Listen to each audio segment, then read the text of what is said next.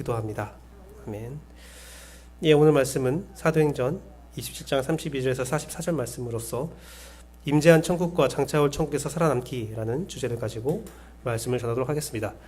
임재한 천국과 장차올 천국에서 살아남기. 예, 제가 대학원을 다닐 때요, 제가 전도사 시절이죠. 전도사 시절에 묵시문학을 배우게 된 기정이 있었어요. 묵시문학을 배우게 되면서 되게 큰 관심을 가졌던 적이 있습니다. 대표적인 묵시문학은 구약에는 다니엘서가 있고요, 신약에는 요한계시록이 있는데요. 이게 생각보다 이해하기 굉장히 어렵거든요. 봐도 뭔지 모르겠고 여러 가지 서적들을 보아도 동통 이해가 되지 않는 거예요. 그런데 백근삼 목사님이 이렇게 지은, 그림은 다른 사람이 그렸지만 요한계시록 만화책이 있어요. 그래서 요한계시록을 알고 싶어서 만화책을 사서 봤습니다. 예. 요즘 만화책들이 옛날 만화책과 좀 달라요. 막 옛날 만화책은 좀 물론 스토리가 있는 만화책도 있지만 요즘 아이들이 보는 만화책 학습만화라고 해서 그런 학습적인 내용들을 이해하기 쉽게 풀어놓은 것이 있는데요. 성경책도 여러분들이 만화책을 좀 보아도 괜찮아요. 이렇게 뒤에 우리 교회 도서관에 보면 성경 만화책이 있거든요. 이렇게 만화책을 가져가서 보셔도 큰 이해가 돼요. 저도 요한계시록 내용이 너무 어려워서 만화책을 봤더니 그게 도식화되니까 굉장히 좀 이해가 빠르게 됐던 경우가 있습니다. 그 내용 중에서 충격을 준 내용이 있었는데요. 요한계시록 6장 5절에서 6절에 대한 해석이었는데, 요한계시록 중에 이제 인의 심판이라고 이렇게 천사가 와서 인을 하나씩 뗄 때마다 뭐 심판이 이루어지는 부분들이 있어요. 말이 나오고 막 여러 가지 심판들이 이루어지는 것들이 있는데, 6장의 5에서 6절은 셋째 인의 심판입니다. 셋째 인의 심판이에요. 셋째 인의 심판인데, 이것은 오늘 그림을 보면 알겠지만 기근에 관한 심판입니다. 내용을 보면 보리석대가 노동자의 하루 품삯인 한 데나리온이 되는 물가 폭등 상태가 되는 그런 심판을 말하는데요. 보리석대 하니까 여러분들이 좀 감이 안 잡히잖아요. 그때 당시에 상류층들은 밀을 먹었대요. 밀을 먹었고, 우리나라도 그런 것 같아요. 보릿고개라고 이렇게 배고플 때는 보리를 먹는 것이 있는데, 먹어도 막 배가 안 차고 방구만 나오는 보리를 먹는데, 보리석대면 한 사람이 하루 먹을 정도, 한 끼나 두 끼 정도 먹을 정도 양이라고 하더라고요. 석대가. 한마디로 한 사람이 하루 종일 일을 했을 때 한 사람이 좀 하루를 연명할 수 있는 식량이 되는 거예요. 그러면 가족들을 보양할 수가 없는 거죠. 굶주리는 상태를 말하는 거죠. 극심한 기근이 되는 상태를 말하는 거죠. 당시 물가로 보면 12배에서 15배 수준의 가격을 말했다고 합니다. 요한계시록에 보면 15배 정도의 돈을 내야 보리를 먹을 수 있어 라는 거예요. 근데 이거에서 더 충격적인 것은 이런 기근이 이루어지고 있는데, 그 기록에 보면 감람류, 올리브유와 포도주는 건드지 말라라는 이야기가 있어요. 그러니까 물가가 막 올라가는데 감람류, 올리브유와 포도주는 물가를 고정시켜놔라 라는 거죠. 이에 대한 해석이 두 가지가 있습니다. 한쪽은요, 기름 부음과 복음, 즉 성령님의 은혜와 예수 그리스도의 십자가 보혈에 대한 은혜의 충만함은 계속 있다, 기근이 있어도 있다라고 해석하는 경우가 있고요. 근데 제가 충격받은 사건은, 해석은 뭐였냐면, 기근이 와도 그것이 하류층에 대한, 서민들에 대한 고통일 뿐이지 상류층은 괜찮다라는 해석이었어요. 물가 폭등이 서민들에게만 있는 일이지 상류층에게는 일어나지 않는 일이라는 거죠. 그 당시 올리브유와 포도주는 상류층의 문화였거든요.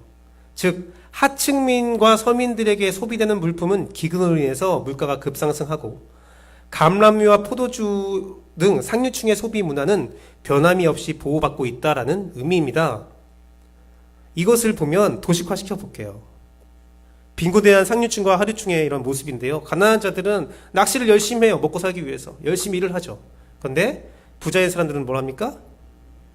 가난한 사람들이 막 열심히 하루 종일 일해서 번 물고기를 훔쳐가는 거예요. 기근에서 서민들은 죽어나가지만 상류층은 그러한 상황들을 이용해서 더 많은 부를 누리는 이 시대의 모습들을 요한계시록은 심판의 모습으로 보여주고 있는 거죠. 보십시오. 보리의 가격을 측정하는 게 누굴 것 같아요? 보리를 판매한 사람이에요. 보리를 판매한 사람이 가격을 높이 올리면서 자기는 적은 물건을 팔고 많은 소득을 얻는다는 거죠. 그런 내용이에요. 이는 사실 다윗 시대부터 보여지는 시세상이긴 합니다. 다윗 시대부터 이런 시세상이 보여져요. 마빈 체이서라는 교수님이 계신데요. 그 교수의 제자들이 모여서 논문집을 내었어요. 뭐냐면 농경사회 시각으로 바라본 성서 이스라엘이라는 책인데요. 그 책을 보면 이런 내용이 있어요. 산악 시대에 산악 지역에 살고 있는 자기의 소규모 밭을 가지고 여기서 밀도, 올리브도, 과일도 심고 자급자족하던 사람들이, 이스라엘 백성들이 블레셋을 퇴치하고 평야지대를 얻으면서 그 발생된 계획 경제에 의해서 특수 작물을 재배하게 되고 곡식을 사서 먹는 일이 생기면서 수탈의 모습이 보여졌다라고 기록되고 있습니다. 이것은 어떻게 되냐면 다윗과 함께한 권력 있는 귀족층들은 블레셋 평야를 다 지배하고 다윗은 그 공에 따라서 블레셋 평야의 넓은 땅들을 주었죠. 그리고 거기서 많은 곡식이 나오기 시작한 거예요. 처음에 사람들이 조금씩 자급자급했던 경제에서 잉여 재산이 남게 된 거죠. 그러자 그 곡식들을, 많이 나오는 곡식들을 싼 값으로 서민들에게 공급시키면서 이제는 너희가 밭농사를 해서 밀을 농사해서 먹고 살지 않아도 돼. 우리가 이제 경제가 또 나라가 구강해졌으니까 안보가 있으니까 외국 사람에게 우리나라에서 나는 대추야자와 올리브와 포도를 팔면서 우리 부를 이루자. 너희가 그것을 팔아서 우리가 사줄게. 팔아서 너희들 보리를 사 먹어. 그렇게 해서 사람들이 자신의 밭을 산에 있는 곳에 그런 특착 작물을 심기 시작했다는 거예요. 처음에는 귀족들도 서민들도 즐거운 모습이 되죠. 그런데 서민들이 자급자족 경제가 끊어지고 먹고 사는 문제가 이제 귀족들에게 종속되게 되자 귀족들은 공유의 가격을 올리기 시작한 겁니다. 그러면서 이 당시에는 그 교류를 할 때요, 그 나라가 그것을 경제를 시장을 지배하던 시대였거든요. 특착 작물을 수확해도 서민들이 스스로 그것을 장에서 팔 수 없었어요. 국가가 다 수출 항목들을 다 수출해서 돈을 주고 그것을 다른 나라에 팔고 이 나라에 필요한 부분들을 사오는 그러한 경제였거든요. 그렇게 되니까 귀족들이 이 내수시장에서 파는 공유들 가격을 올릴 때에 국가는 어떻게 됩니까? 특착 작물을 같이 올려줘야 되잖아요. 그런데 안 올려주는 거예요. 오히려 그 가격을 낮추기 시작하는 거예요. 그러니까 어떻게 돼요? 서민들은 점점 자신이 소출을 가져도 그걸로 자신들이 먹고 살 수가 없게 되는 거예요. 그래서 담보를 내기 시작하는 거예요. 귀족들에게 담보를 주면서 공물을 취하고, 그러다가 이제 끝내는 그 담보 빚을 낼 수가 없는 상황이 되면서 어떻게 됩니까? 밭을 뺏기기 시작하는 거예요. 밭을 뺏기니까 어떻게 합니까? 장사를 못 하잖아요. 소출이 없잖아요. 그래서 자신의 몸을 팔기 시작하죠. 어떻게 해요? 귀족들에게 노예가 되는, 스스로. 그러한 내용들이 이 책에 기록되어 있어요. 그것을 주관한 사람이 누구? 다윗이라는 거죠. 다윗을 굉장히 안 좋게 보는 책인데, 그래서 나중에 솔로몬 왕이 됐을 때 그렇게 되면 어떻게 합니까? 다윗은 또 막 다윗성을 짓고 성전을 짓고 솔로몬 성전을 지으면서 20여 년간을 노역 생활을 하게 하고 군역 생활을 하게 돼요. 서민들이. 경제가 완전 파탈되는 거예요. 그렇게 돼서 사람들이 와서 솔로몬 왕 다음 왕에게 얘기하는 겁니다. 더 이상 우리가 못 살겠다. 우리를 좀 이 노역과 이런 군역에서 좀 우리를 해방시켜 달라라고 하니까 그 여호람 왕이 어떻게 합니까? 우리의 아버지 솔로몬이 나무로 너희를 때렸다면 난 쇠로 때릴 거야. 쇠ong덩이로 때릴 거야 하면서 세금을 더 높여요. 그래서 이스라엘의 나라가 반으로 쪼개지는데, 남유다와 북이스라엘로 쪼개지는데요. 남유다, 이 다윗 왕조의 그러한 수탈들이 이루어지면서 성전 생활을 했던 레위인들에게 많은 이득을 주거든요. 그래서 남유다는 다윗 왕조, 유다 가문과 레위인만 떨어져 나가고 나머지 10개 부족은 다 북이스라엘이 돼요. 그러한 사태가 있거든요. 지금 그러한 사태를 그대로 보여주고 있는 거예요. 심판의 모습이, 그런 기근의 모습이 그렇게 왔다라는 거죠. 이런 역사는 요한계시록 내용과 일치되었고, 어찌 보면 오늘날 우리가 살아가는 환경과 일치된 모습으로 보여주는 것으로 이 모습들은 역사에서 드러난 인간의 보편적인 모습이라고도 볼 수가 있는 겁니다. 무한이기주의죠. 무한이기주의. 나만 아니면 돼. 상생이나 돌보는 것들은 존재하지 않고 오히려 상대방이 연약한 상황을 이용해서 자신의 부와 평안을 쌓는 그 형태의 삶과 경제가 인간의 본연적인 죄악된 모습, 죄성이라는 겁니다. 악한 모습이라는 거죠. 이 모습은요, 정말로 재밌는 것은 극한 상황이 처할수록 더 심하게 드러납니다. 사람이 그래요. 힘들면 대부분 서로 돌아보지 않아요. 좋은 시절에는 서로 호의를 베풀고 서로 함께 하지만 힘든 시절에 오면 돌아보지 않고 대부분 자기만을 챙기게 됩니다. 챙겨요. 저도 그랬어요. 저 군대에 있을 때 경험했던 일인데요. 제가 여러분 보기에 제가 체력이 굉장히 좋아 보이잖아요. 군대 때는 더 했거든요. 몸이 좋았어요. 몸도 좋았고 배도 이렇게 많이 나오진 않았어요. 배가 좀 나오긴 나왔지만 나오지 않았고 제가 굉장히 무한 체력을 좀 인상도 그렇고 그래도 힘도 좀 좋았어요. 그때는. 그랬는데 군대에서 유격을 가게 되었습니다. 장교가 되었을 때. 장교가 되고 한 3개월간 장교 특수 교육을 받거든요. 그때에 같은 조가 된 같은 방을 쓰는 친구들이 있었어요. 4인 1실을 쓰는데 그 친구들은 대부분 어떻게 적용되냐면 이제 2년 6개월 동안의 군 생활을 할 그 군대에 같이 갈 친구들이에요. 같은 장교 생활을 할 친구들이에요. 그래서 같은 공통 생활을 하면서 서로를 이해하고 그 서로 더 연합을 더 가지라는 목적으로 그 같은 방에 살게 하는 거죠. 유격을 가게 되는데 유격 가는데 그 한 그룹에 짐을 나눠지게 됩니다. 뭐 모포가 있고 텐트가 있고 여러 가지 먹고 요리할 조리기구가 있고 있잖아요. 자기 개인 작물 외에 다른 공통 작물들을 이렇게 작물들을 나누게 됐어요. 그런데 제가 제일 무거운 걸 담당하게 됐어요. 그때 제일 무거운 게 텐트인데 제가 텐트를 짊어지게 됐어요. 왜냐면 제가 체력이 좋아 보이기 때문에 짊어지게 됐습니다. 근데 유격을 가면 어떤 일이 벌어지냐면요. 너무 극한 상황으로 사람을 몰기 때문에 이렇게 반항하는 사람들이 생기거든요. 그래서 첫째 날에 반항할 만한 그런 불순분자들을 찍어서 기합을 주고 길을 꺾어놔요. 저는 여러분이 알겠지만 저 여러분의 경험에서 뭐 많게는 5년 저를 경험해봤지만 더 많은 시간들을 경험한 분도 있지만 되게 수능적인 사람입니다. 되게 처음에는 되게 고집도 센 것처럼 보이지만 어떠한 공동체의 뭐 어떤 결정이 나리면 굉장히 수능적으로 반응하는 사람인데 인상은 그렇지 않거든요. 그래서 유격할 때마다 불순분자로 찍히는 거예요, 항상. 그래서 항상 특수 교육을 받았어요. 근데 제가 그 대학교 4학년 때 무릎에 수술을 받았었거든요. 연골 수술을 받았어요. 그래서 무리를 하면 연골이 이렇게 굳어지는 경우가 있습니다. 아픈 거죠. 근데 하루 종일 기합을 받았어요. 진짜 와, 그때 저를 보는 사람 친구들이 그런 장교들이 다 야, 쟤는 왜 저렇게 잡지? 그래서 진짜 완전 녹초가 될 정도로 저를 잡았어요. 유격 코스를 막 탈 때 코스 타는 게 쉽거든요. 오히려 그때는 기합을 안 받아요. 친구들이 코스를 다 탈 때도 전 계속 기합을 받아요. 그리고 코스를 타고 또 기합을 받아요. 그렇게 이틀을 기합을 받으니까 무릎이 난리가 난 거죠. 무릎이 펴지지도 않고 굽혀지지도 않는 사태가 됐습니다. 병원을 갔어요. 호송을 갔죠. 병원을 가서 의사가 딱 보고 쉬어야 된다. 무조건 쉬어야 된다. 무리한 거 하지 마라. 저 그러면 다시 그 막사로 보내줄 줄 알았는데 다시 유격장으로 보내더라고요. 그런데도 이렇게 군대라는 곳이 참 재밌는 게 의사의 말을 듣지 않아요. 이게 의사가 쉬어야 된답니다. 뭉쳐졌답니다. 하니까 조교가 하는 말이 그것을 움직이면 낫는다. 그래서 또 기합을 또 하루 종일 받고 그렇게 해서 이제 무릎이 아직이 난 거죠. 아직이 났는데 그날 다음 날부터 이틀 밤낮으로 행군을 하는 마지막 훈련을 남겨놨습니다. 그때 우리 동기들이 모였어요.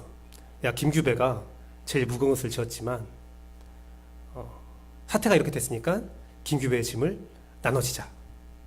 그런 의견들로 어떻게 해야 되는가에 대한 회의를 하기 시작했습니다. 그런데 한 친구가 엄청나게 반발을 했어요. 야, 김규배가 그거 지키로 했잖아. 왜?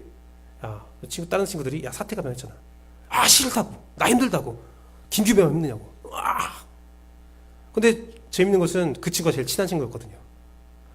공동체에서 거의 2개월간 정말 친하게 지냈던, 마음이 잘 통했던 친구였는데 그렇게 반응을 하는 거예요. 재밌는 것은 그렇게 반응하니까, 한 친구가 반응하니까 다수결로 따지면 이길 수 있잖아요. 저 빼고도 2대1인데 다른 친구들이 침묵을 하더라고요.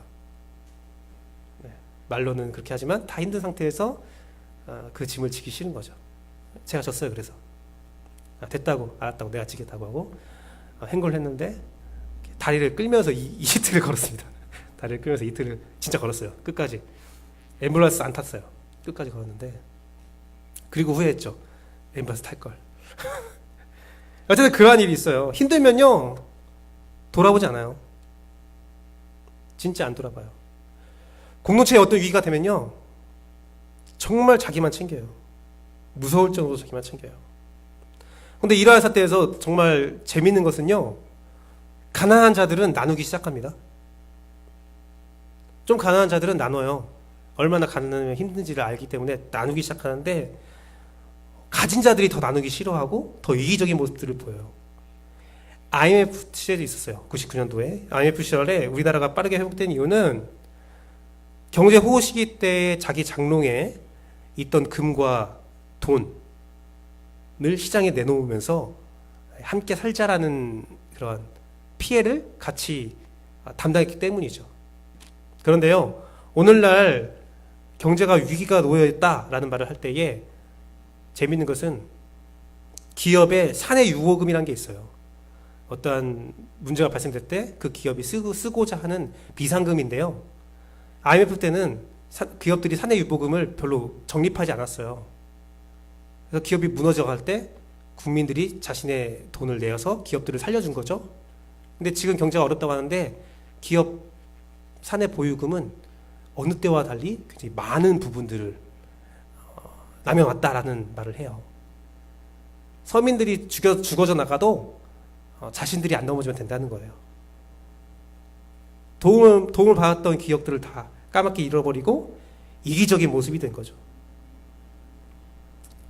안타까운 일이죠. 남의 일이라는 거죠. 남의 일. 하지만요, 사실은 내 일이에요.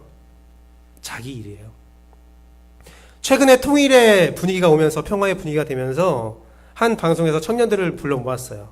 청년들을 불러 모아서 통일에 대한 토론을 했어요. 모두가 통일을 바라고 있었어요. 하지만 청년들 모두가 자기의 때에 통일되지 않기를 바랬어요. 다음에 통일됐으면 좋겠습니다라고 했어요. 그 이유가 무엇이냐면 통일 비용, 그리고 지금도 취업난이 있는데 통일되면 북한 사람들이 더 몰려와서 우리가 취업을 못할 것 같아요 라는 불안감 때문이었죠.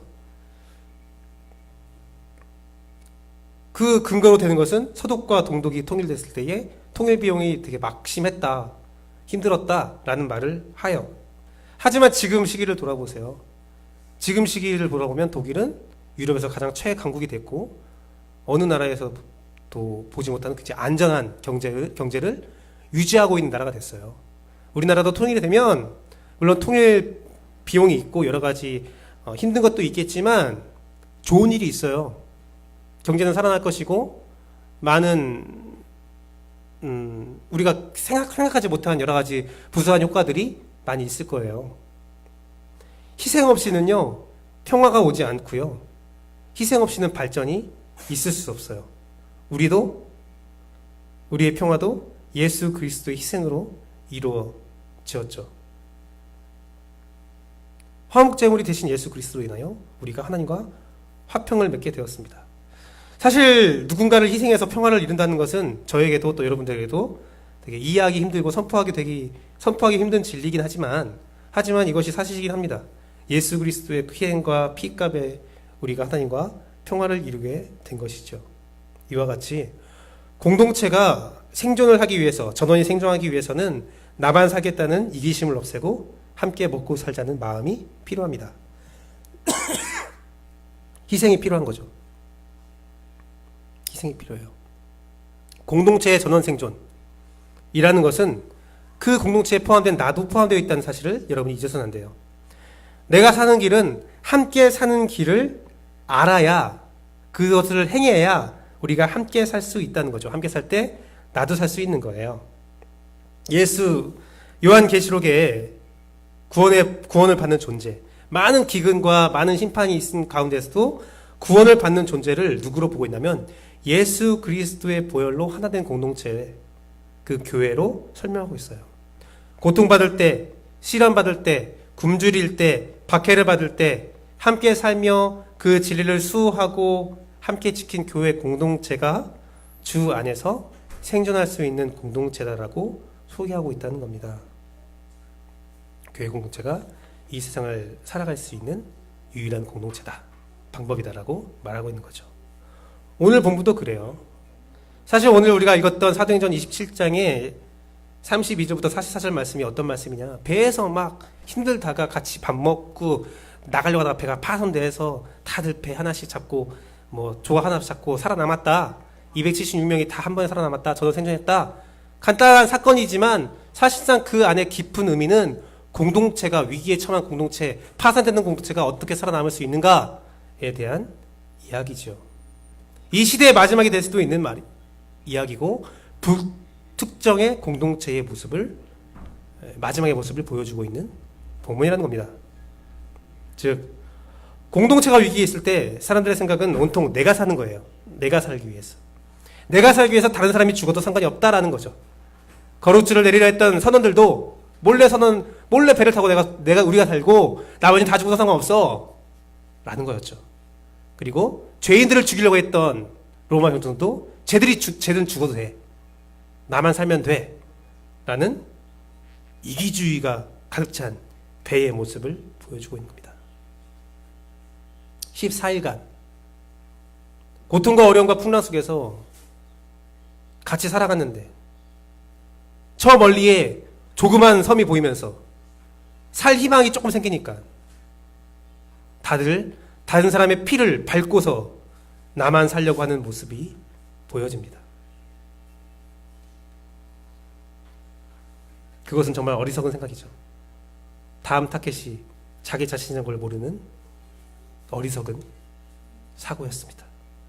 성경은 이와 같은 것을 꿰뚫고 있었습니다. 그래서 말합니다. 늘 성경이 말하는 진리는 타인이 살아야 나도 살 수 있다. 소외받은 사람이, 버림받은 사람이 살아나야 너도 살 수 있다. 오늘 본문의 276명의 생존기는 그렇게 이루어졌습니다. 276명이 생존에 필요했던 행동은 세상적으로 볼 때 정말 어리석은 행동이었어요. 정말 어리석은 행동이었어요. 어리석은 행동일지 보일지 모르는 나눠 먹는 것, 식량을 나눠 먹는 것, 그리고 식량을 나눠준 이후에 남은 식량들은 다 버리는 거였어요. 이거 먹고 죽자라는 거죠. 어리석은 행동이죠. 하지만 이것이 생존의 조건이었다는 거죠. 언제까지 살지 몰라서 우리가 아껴 먹은 거예요. 아껴 먹은 거예요. 아껴 먹은 거예요. 제가 남한산성이라는 영화를 봤는데요. 이번 추석에 봤어요. 영화 남한산성을 봤는데 잠깐 봤어요. 이런 제목이 나오더라고요. 이제 남한산성에 고립된 조선의 백성들에게 왕이 물어봐요. 식량이 얼마큼 남았냐? 넉넉히 먹으면 일주일이고, 정확한 숫자는 기억 안 나는데 일주일이고, 아껴 먹으면 한 달은 먹을 수 있겠습니다. 아끼고 아껴서 3개월을 먹도록 해라. 하여간 그 신하가 물어봐요. 어떻게 아껴야 3개월을 먹을 수 있겠습니까? 왕이 말해요. 그것까지 내가 알려줘야 되냐? 와, 그 신하가 그러니까 움찔리면서 물러나는데, 지금 배의 모습이 그런 거예요. 우리가 언제 이 풍랑이 없어질지 모르니 아껴 먹자. 어떻게 아껴 먹어야 됩니까? 우리가 언제 이 배의 풍랑을 이겨낼 수 있습니까? 나도 모르니 우리 굶자. 그러고 14일을 버틴 거예요. 근데 바로 사도가 어떻게 일어납니까? 딱 일어나서 다 먹자. 야, 먹고 끄지 않네. 다 먹어, 배부리 먹어. 실컷 먹어. 여러분, 혹시 굶주려 봤어요? 굶주리는 사람 별로 없죠. 하루만 굶주려도요, 한 이틀만 굶주려도요, 엄청 배고프거든요. 엄청 먹을 것 같죠. 별로 못 먹어요. 배가 막 엄청 고픈 상태에서, 밥을 굶은 상태에서 밥을 먹기 시작하면 정말 많이 먹을 것 같은데 진짜 많이 못 먹어요. 위가 쪼그라져 있어서 그래요. 아마 이 사람들은 아끼고 아꼈던 그 음식물들을 먹었을 때 많이 못 먹었을 거예요. 그런데 배불리 먹고 더 많이 남은 것들을 버리게 되는 모습을 보여주고 있는 거죠. 배부르게 먹고 남은 것을 모두 버림으로 오늘 하루에 끝장낸다는 미련을 가지지 않는 모습으로 그들은 체력과 정신이 살아났어요. 마지막 식사 때의 모습을 제가 한번 생각해 봤어요. 먹으면서 야씨 야, 이거 먹고 죽은 귀신이 때까도 좋다들 하면서 막 먹는 것이 아니라 34절과 36절에 보면은 뭐냐면 34절과 36절에 보여주는 것은 뭐냐면 이게 우리가 먹는 것은 구원받고자 하기 위해 먹는 거야. 너희들 머리카락 하나도 손상되지 않을 거야 라고 하면서 밥을 먹어요. 문제가 해결되지 않았지만 구원에 대한 소망이 주는 풍요로움이에요. 그 순간에 바울 사도의 그 말과 함께 식사를 나누면서 남은 것들을 버리는 모습에서는 그 배 안에 천국이 임했어요. 그 순간 먹는 순간에 즐겁게 먹으면서 다들 구원이 임했어요. 우리는 구원을 얻을 거야 라는 소망이 가득 찼어요. 그 배는요 여러분 죄인을 나르는 배가 아니었어요. 우리가 전절에 봤잖아요. 상선이었어요. 이집트에서 로마로 가는 상선에 군인들과 죄인들이 탄 거예요. 그럼 거기 있는 음식물들은 뭐예요? 물론 항해를 위한 음식물도 있지만 상인들이 팔 물건이었다고요. 그 모든 것들을 다 버린 거예요. 그럼 상인도 이렇게 생각할 수도 있잖아요. 아니 버리지 마세요. 먹고 버렸다가 저희 망합니다. 지금 여기 살아도 저희 죽는 거나 똑같습니다. 할 수 있었어요. 이윤을 남길 것이었어요. 하지만 그 이윤을 남기지 못하고 배도 파산되고 물건도 다 버림으로 그들은 망해버리는 거예요. 하지만 선원들이 자기만 살겠다고 버리지 말라고 한 것이 아니라 다 같이 버렸어요. 그들은 알고 있었어요. 구원이 우선이다. 이 모든 재산을 갖고 있어봤자 목숨을 잃으면 아무런 소용이 없다.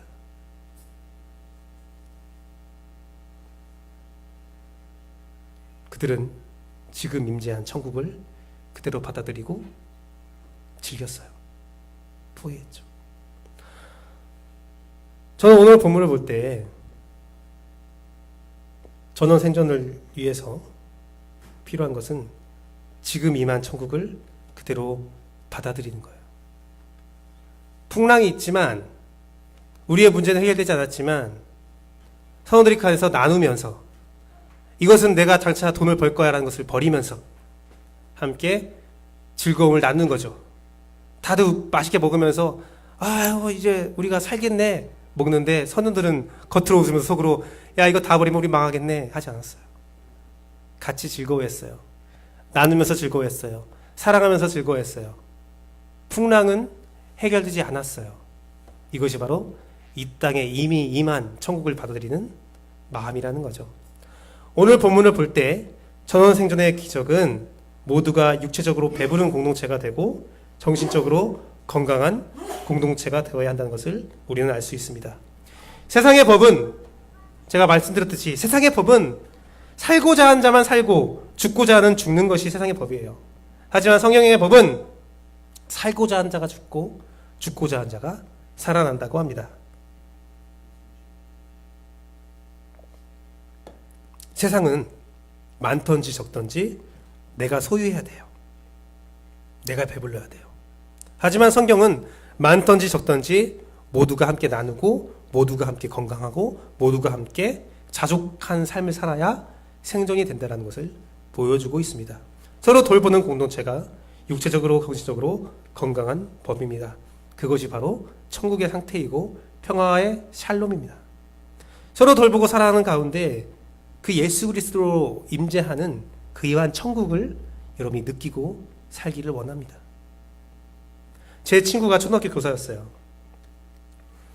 교생 실습을 갔다가 특별한 경험을 했다고 저한테 직언했습니다.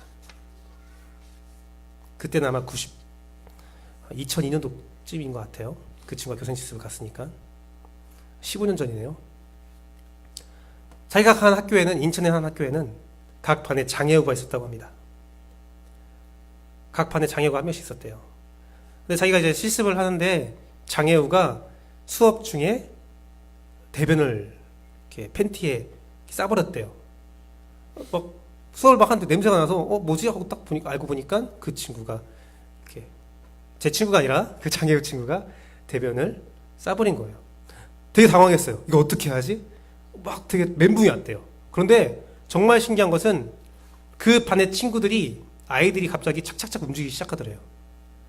한 친구가 일어나서 그 장애를 데리고 이렇게 화장실로 데려가고 나머지 친구들이 따라가면서 그 나머지 친구가 그 어디 장 뭐라고 하죠? 서랍장에서 그 친구의 예비 옷을 끝내고 따라가고 그 똥 대변을 치우고 대충 빨래하고 비닐봉지에 담고 걔를 씻기고 옷을 입히는 것을 착착착착 하더래요.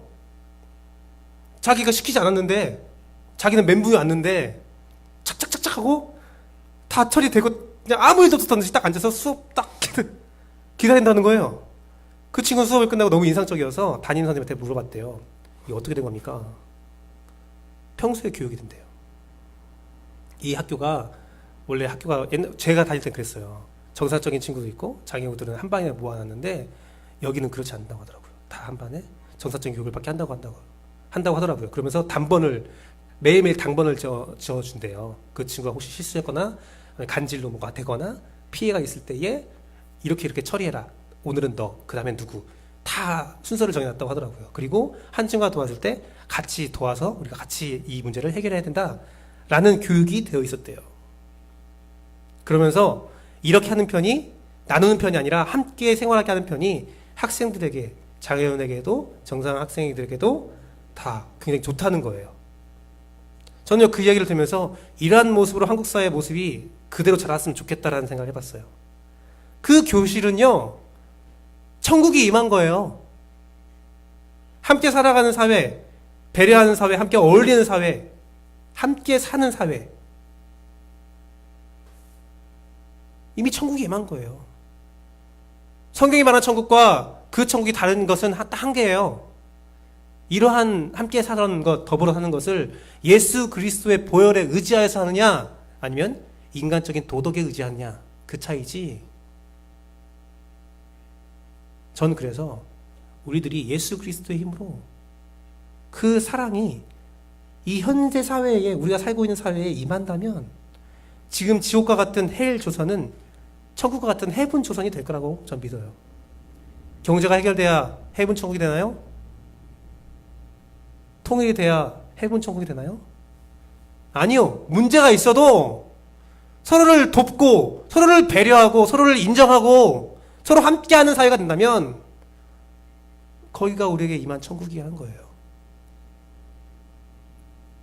그들은 오늘 배에 나온 풍랑이 있음에도 불구하고 그들은 든든히 먹고 하나가 되어서 배를 가볍게 합니다. 천국이 임한 거죠.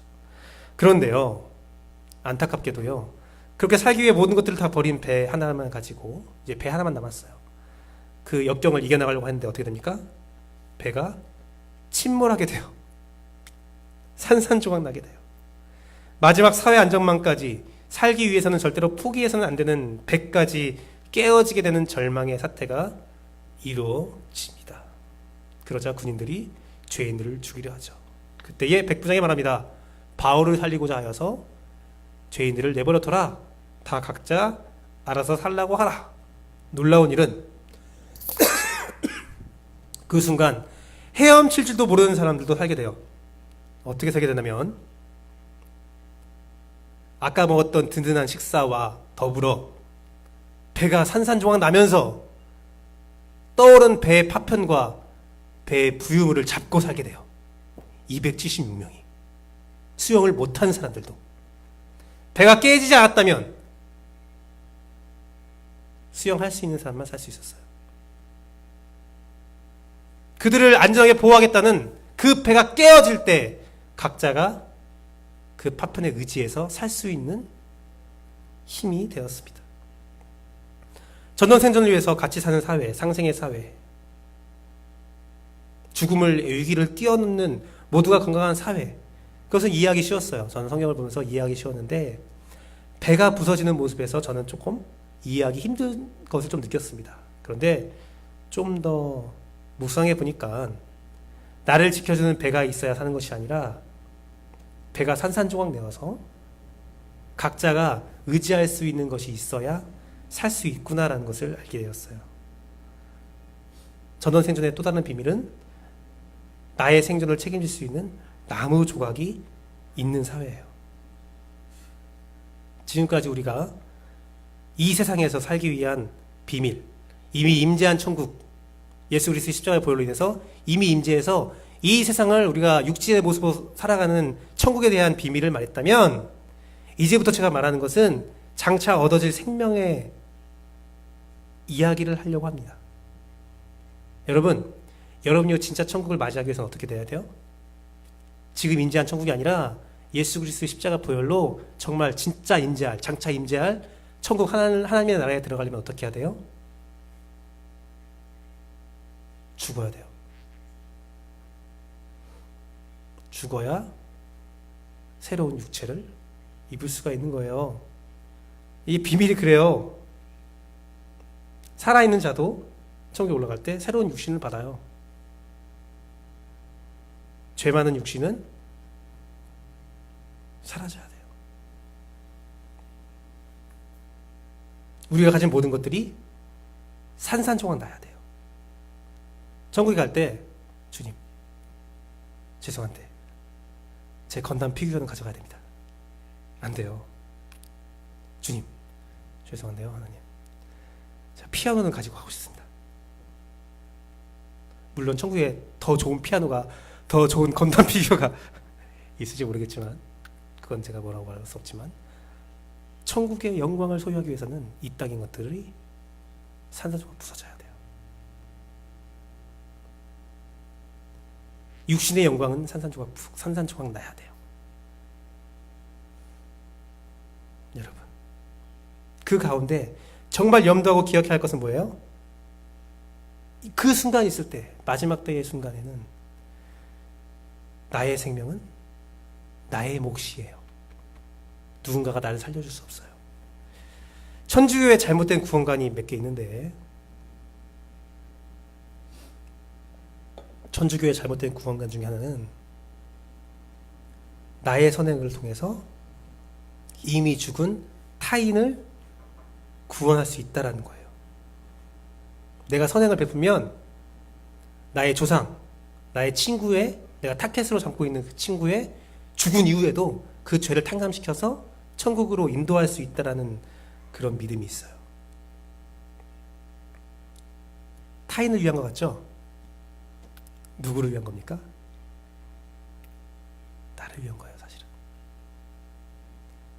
그 말을 살짝 돌려보면, 내가 내 탐욕과 욕심대로 살아도 내 자녀가 똑바로 살면 나 구원받을 수 있어요.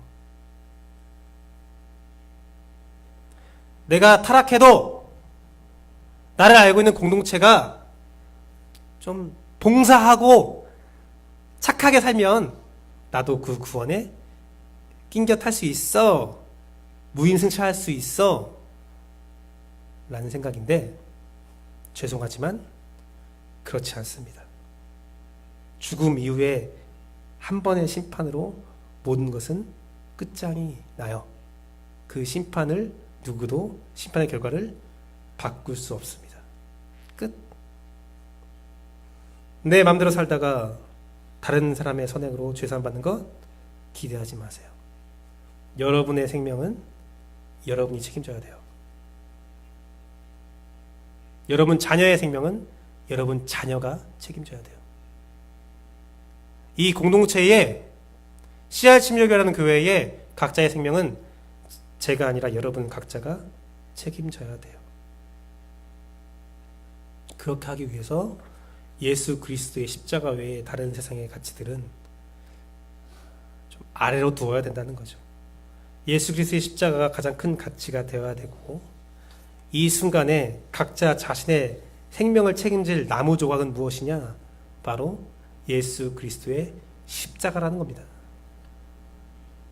전원 생존을 위해서 꼭 필요한 것, 우리의 나눔도 필요하지만 마지막 때를 위한 예수 그리스도의 십자가 보혈, 그 의미, 그 비밀, 그 가치, 여러분이 꼭 지고 가세요.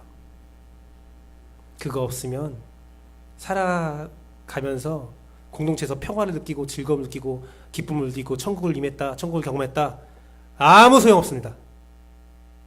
그냥 죽는 거예요. 맞습니다. 저도 인정해요. 다른 것들 필요하죠. 생존을 위해서. 하지만 그것들은 영원하지 못해요. 그렇기 때문에 우리는 예수 그리스도를 더욱더 사랑해야 된다는 겁니다. 사실 이 세상에 있는 모든 것들은 영원하지 않은 완전히 멸망할 것들이죠.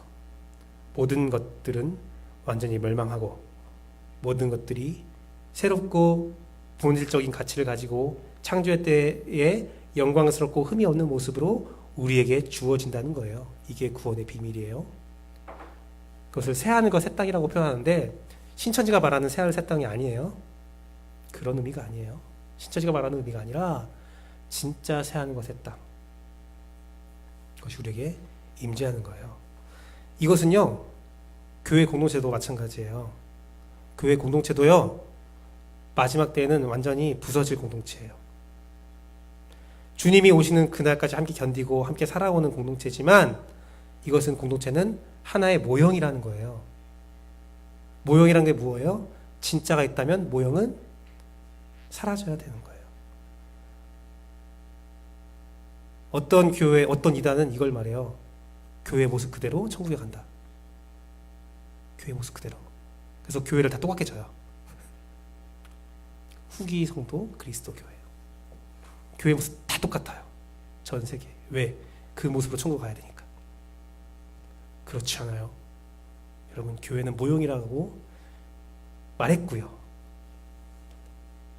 또 하나를 더 말하자면 예수 그리스도가 말한 교회는 그런 건물의 형태의 모습이 아니라 성도라는 사실을 잊지 마십시오. 진짜가 나타지면 다 없어질 공동체예요. 요즘 그 증거들이 많이 나오고 있죠. 교회의 타락, 공동체의 타락, 탐욕. 그 안에 질타와 욕을 먹는, 걱정을 받는 교회 공동체. 모델이기 때문에 그래요. 모형이기 때문에 타락할 수 있고 변질될 수 있는 겁니다. 오늘날 장차 임할 천국이 아닌 지금 임재한 천국도 온전히 누리지 못하는 공동체로 교회가 보여질 때도 있죠. 그럴 수 있어요. 극한의 집단 이기주의로 보여질 때도 있죠. 그럴 수 있어요. 저번 주에 화요일 한겨레 신문에서 목요일 한겨레 신문에서 가짜 뉴스의 근원이 보수 기독교 단체다라는 기사가 떴습니다. 그럴 수 있어요. 저도 많은 가짜 뉴스를 봤는데 그것을 생산하는 것이 교회라는 사실에 굉장히 큰 충격을 받았어요. 그들이 지키고자 하는 가치를 위해서 거짓을 행하는 것은 옳지 않지만 참 슬픈 일이고 당황스러운 일이지만 친일 세력과 옛날 군부 독재 세력과 연합 전선을 펼치는 것이 참으로 슬프고 당황스럽지만 그럴 수 있어요. 모형이니까. 그리고 산산조각 없어져야 될 것들이니까 그럴 수 있어요. 그런데요, 한 가지 걱정되는 것은 이거예요. 그 모형의 정성을 들이는 거예요. 그 모형이 예수 그리스도보다 사랑과 삶의 중심이 되는 거예요. 본질은 사라지고 혐오와 위선을 배우면서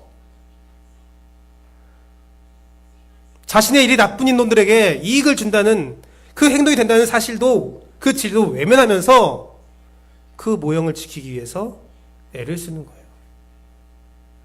교회는 모형이에요. 여러분 자신이 진짜 교회예요. 여러분 안에 성령님이 살아 있어야 그것이 진짜 교회인 거예요.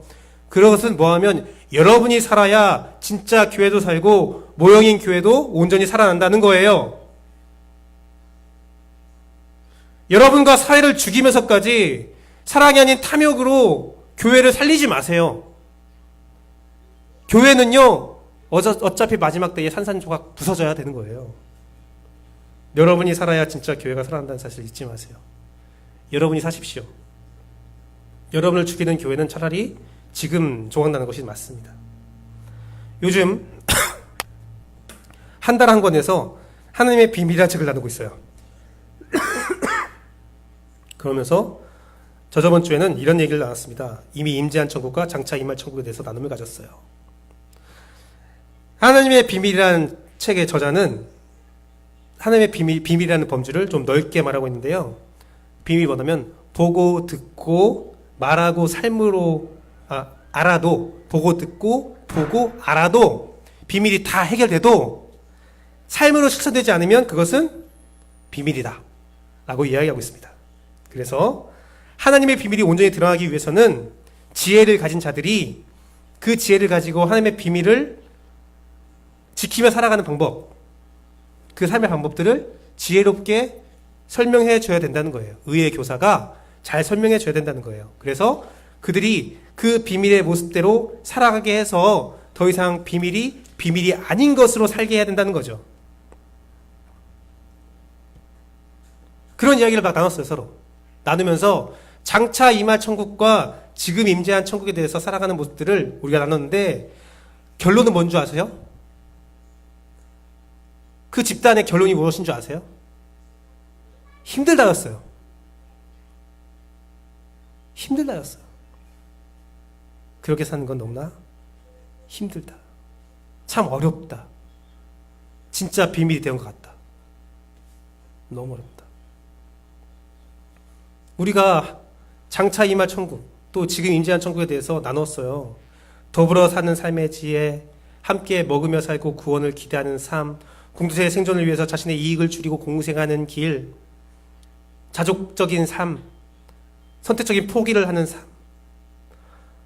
모두가 위기가 있고 두려움이 있고 욕심이 있어도 이웃을 생각하지 않고 자기만 생각해도 그 이기주의가 끝내는 나를 죽인다는 사실을, 사회를 죽인다는 사실을 알고 그렇게 살지 않는,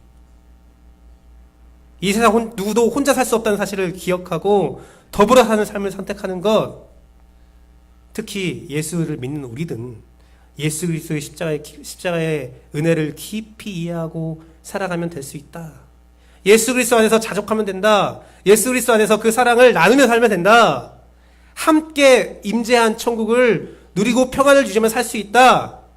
또한 장차 임한 천국을 사는 방법은 우리가 예수 그리스도의 십자가의 보혈을 굳게 믿고 다른 것들을 의지하지 않고 오직 성경을 연구하고 스스로 기도하고 스스로 자신의 신앙을 세워나가고 살아가면 된다. 신앙의 자립을 키워나가면 된다. 신앙의 자유를 찾으면 된다. 장차 임할 천국을 바라보며 이 세상의 것들에 가치를 주지 않고 시선을 빼앗기지 않고 그 하나님의 나라에 살아가는 백성으로 살면 된다. 다 알아요. 하지만 비밀이죠. 왜? 그렇게 살기 어려우니까. 그래서 우리 입술에는 알아 하지만 이 우리 삶의 변명이 되어서 끝내 파산할 배를 떠나지 못하고 풍랑 가운데 계속 그렇게 헤매고 살게 됩니다. 구원을 보고도 저 멀리의 구원이 희밋하게 보이는데도 불구하고 천국의 기쁨을 누리지 못하고 걱정하고 고개를 돌리며 배가 파산되지 않게만을 바라며 하루하루를 연명합니다. 이것을 어떻게 극복할까? 우리의 숙제이자 여러분의 숙제이자 나의 숙제예요. 어떻게 해야 될까? 그러기 위해서 여러분들 스스로 노력을 하셔야 돼요. 배에 뛰어드는 여러분 각자 살 수 있는 방법을 선택해야 돼요.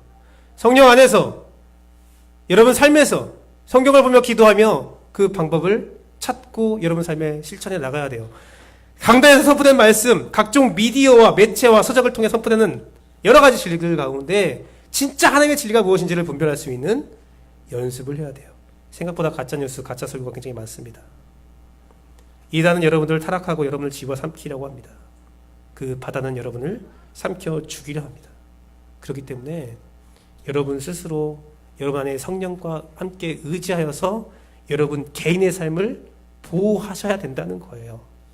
그리고 공동체를 변화시킬 수 있어야 되는데, 공동체를 변화시키는 것은 우리가 함께 살 수 있는 바른 환경으로 만들어가며 다른 자들을 가르쳐 주라는 겁니다.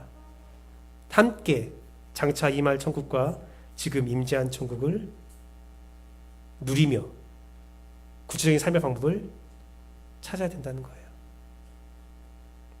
여러분 그 안에서 정말 반드시 살아남기를 바라고요.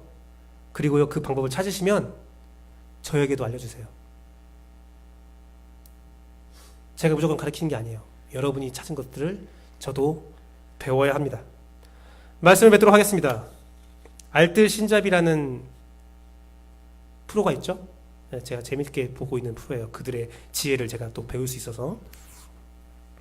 근데 인간의 조건이라는 책이 있대요. 알뜰신잡에서 소개된 것이 있는데, 인간의 조건에 한나 아렌트라는 사람이 저자인데, 거기에 기독교에 대해서 이렇게 말하고 소개하고 있다고 합니다. 기독교인에게 의미가 있는 것은 지금 눈앞에 있는 이 시대가 아니라 사후 세계이기 때문에 이 세상에 대해서는 관조적인 자세, 소극적인 자세를 가지게 하므로 시대 현안의 문제에 대해서는 토론이나 학습 등 공공의 문제에 개입하지 않게 했다. 그렇게 그런 분위기를 만들었다는 거예요. 기독교가. 맞는 말이죠. 하지만 틀린 말이에요. 왜 그러냐면 제국의 야망과 제국의 욕망에 의해서 기독교가 그렇게 이용당한 거예요. 천국이 그렇게 이용당한 것 뿐이에요. 사실 기독교는요, 그와 반대의 모습으로 살아가는 것을 이야기합니다. 구약과 신약을 통해서 우리가 가르쳐준 것이 무엇입니까? 공공의 삶이에요. 여호와 하나님의 뜻은 이웃에 대한 돌봄과 이웃에 대한 사랑이 명확하게 기록되어 있어요. 소크라테스가 이런 말을 했다고 합니다. 알뜰신잡에서 나왔던 내용인데요. 인간 사회에 무엇이 진정 올바른 것인가? 더 나은 삶을 만드는 것은 그들이 아니라 바로 우리 자신이다. 관조적인 모습으로 너희 거야 공공성을 잃어버린 모습이 아니라 우리라는 거예요. 우리. 그런데요, 그냥 우리로 끝나지 않았어요. 우리와 자신이라는 거예요. 오늘 장차 임할 천국과 지금 인지한 천국을 살아남는 방법이 바로 그거예요. 우리로 살고 나로 사는 거예요. 그냥 우리만 놓고 사는 것도 아니고 나만 위해 사는 것도 아니고 우리와 나가 공존하고 있는 거예요. 이 소크라테스의 사상은 예수 그리스도가 우리에게 말한 삶과 너무나 일치합니다. 공공성을 잃지 않고 우리와 자신으로 살아가야 한다. 하나님을 먼저 사랑하고 그 사랑으로 이웃을 사랑해야 한다. 그것이 바로 장차 임한 천국, 지금 인지한 천국을 살아가는 비밀이라는 겁니다. 오늘 본문은 이를 명확히 보여주고 있죠. 바울은 풍랑에서 관조자의 모습으로 살지 않았어요. 나는 괜찮아. 나는 이 배가 풍랑에서 무너져서 다 파산되고 다 죽어도 난 괜찮아. 왜? 난 천국에 가니까. 그러지 않았어요. 적극적으로 개입했습니다. 바울이 살고 싶어서가 아니에요. 적극적으로 지시하고 관여하고 명령하고 먹을 걸 나누고 함께 살려고 했어요. 현재의 삶의 문제에 적극적으로 참여해서 그 문제를 해결하려고 했죠. 서로 돌아보지 않는 사회를 서로 돌아보게 만들었죠. 그런 구체적인 행위, 이것은 지극히 성서적이고 바른 행위예요. 이미 임한 천국을 바르게 누리는 방법이죠. 우리는 예수 그리스도를 의지하여서 그의 십자가 안에서 장차 임한 천국을 기대하며 소망하면서 이 세상의 공공적인 모습들을 회복시켜 나가며 살아가야 돼요. 내 신앙적인 역량을 키워나가고 내 삶을 책임질 수 있어야 하지만 마찬가지로 이 시대의 문제에서 살아가는 자들을 살리기 위해서 공공의 문제에 우리가 관심 가지고 직접 뛰어든 것도 중요하다는 겁니다. 그러기 위해서 성령 안에서 정말 자유롭고 함께 참여하고 함께 참견하고 함께 사유하고 생각한 모든 것들을 나눌 수 있는 분위기와 삶이 우리 CR 침례교회가 되기를 소망합니다. 그래서 그러한 자유로운 분위기가 여러분 직장과 여러분 가정과 여러분 학교와 삶의 모든 관계에도 이루어지기를 원해요. 그것들을 여러분 스스로 기도와 말씀 묵상 성령의 충만함으로 만들어내십시오. 우리 교회 한 달에 사이클이 있죠. 기도하고 삶을 나누고 그리고 말씀을 서로 스스로 생각하면서 나눠보고 마지막으로 한 달을 말씀을 살았던 소감을 삶을 나누고 그것들이 우리 교회에서 자유롭게 이루어지길 원해요. 그뿐만 아니라 여러분의 환경에서도, 여러분 관계에서도 적재적소에 그것들을 이룰 수 있는 여러분들에게 소망해요. 이러한 것들 단순히 목사만 말하는 것이 아니라 여러분들이 저에게도 알려줄 수 있는 그러한 귀한 천국이 우리 가운데 임하기를 소망합니다. 그걸로 여러분들도 장차 올 진짜 천국을 소유할 수 있는 여러분 되기를 소망합니다. 이 시간 함께 찬양하고 기도하겠는데요.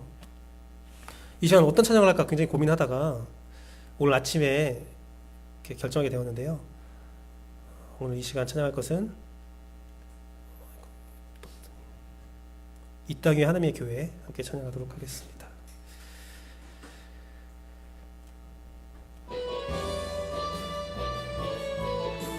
찬양하고 기도하고 함께 하겠습니다.